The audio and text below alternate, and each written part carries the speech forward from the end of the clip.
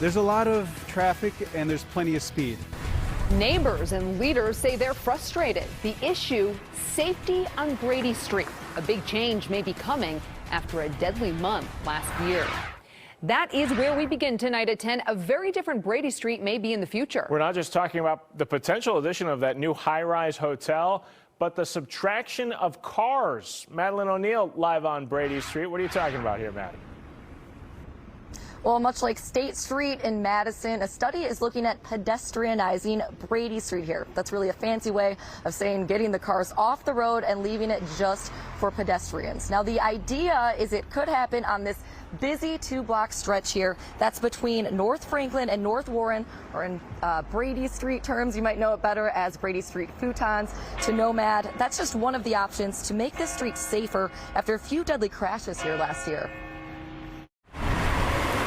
On Brady Street, where you're always within walking distance of something great. The variety of places to eat and have libations and the attitude and the vibe, it's great.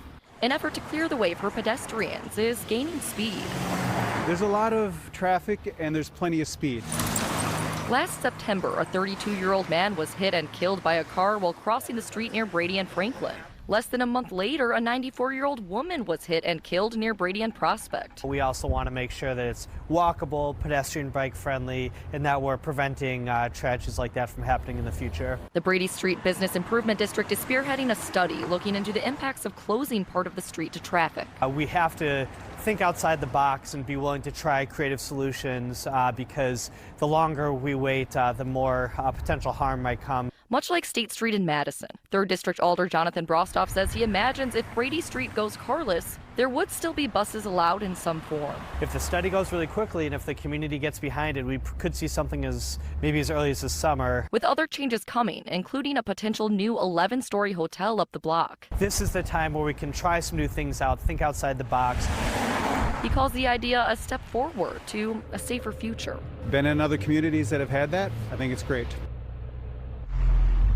This district's alder says the main concern he's heard from people is about parking, and there will be public feedback sessions on this. Any change will have to go through Common Council and be signed off on by the mayor. We did hear from a spokesperson from the mayor. He says that the mayor is looking forward to hearing this study's recommendations and is inclined to sign off on anything that will improve safety and is endorsed by the neighborhood. Live on Brady Street, Madeline O'Neill, FOX 6 News. I think we're all interested to see what this study shows. All right, Maddie, thanks.